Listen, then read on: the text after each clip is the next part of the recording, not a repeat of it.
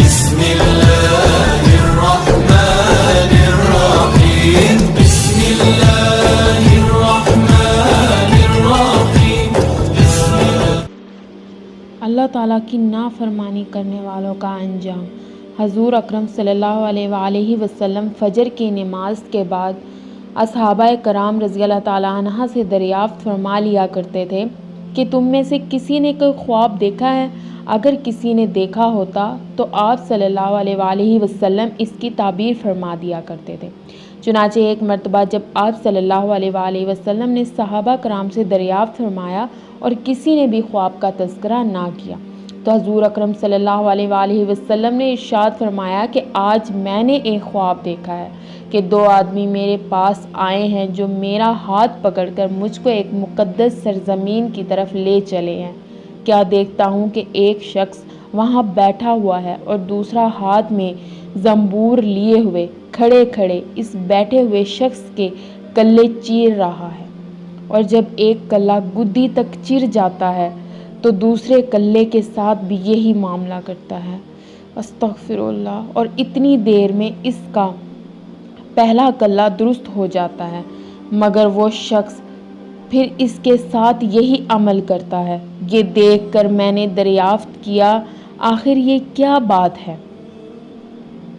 تو وہ دونوں کہنے لگے آگے چلیے۔ ہم آگے چلے تو ایک ایسے شخص پر سے گزر ہوا جو لیٹا ہوا ہے اور دوسرا شخص اپنے ہاتھ میں ایک بھاری پتھر لیے اس لیٹے ہوئے کے سر کو نہایت بے دردی سے کچل رہا ہے۔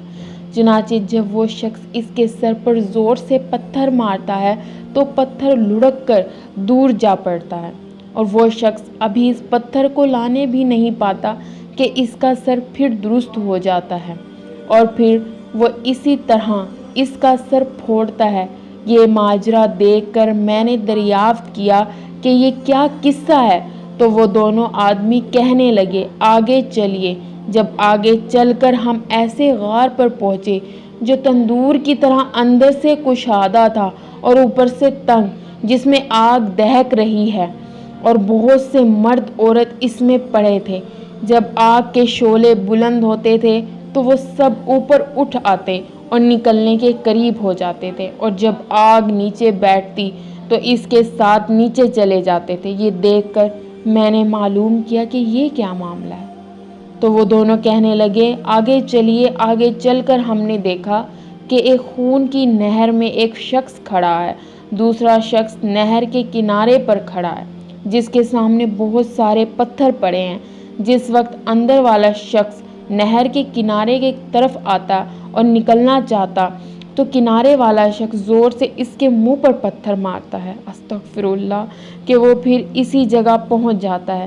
پھر نکلنا چاہتا ہے تو پھر مار کر اس کو اسی جگہ پہنچا دیا جاتا ہے۔ اس حال کو بھی میں نے معلوم کرنا چاہا تو وہ دونوں کہنے لگے کہ آگے چلیے۔ آگے چل کر ہم ایک ایسے سبز و شاداب باغ میں پہنچے جس میں ایک بڑے درخت کے نیچے ایک بوڑھا آدمی اور بہت سے بچے بیٹھے ہیں۔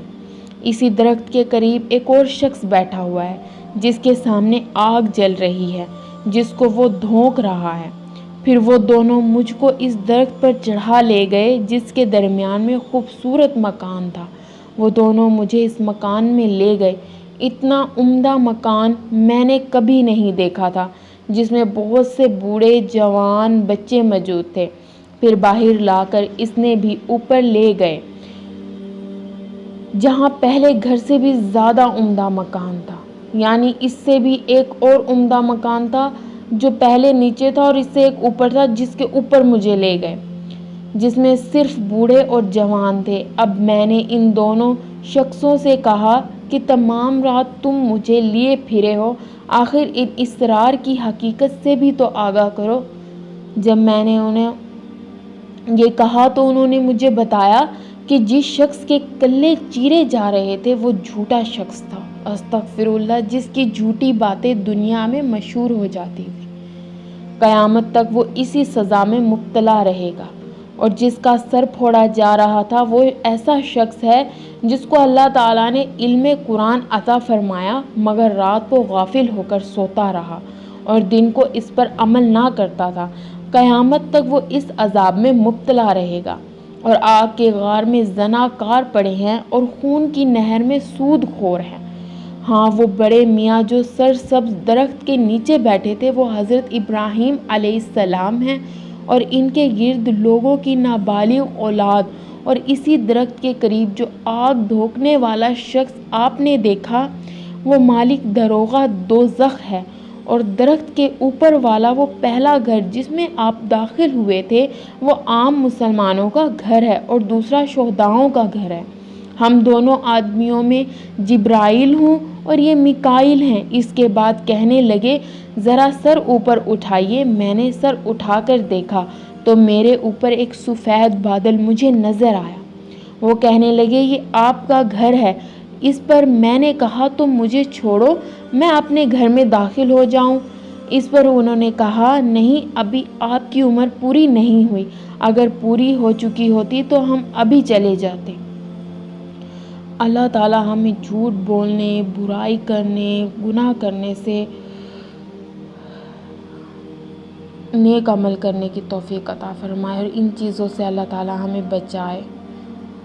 آمین یا رب العالمین۔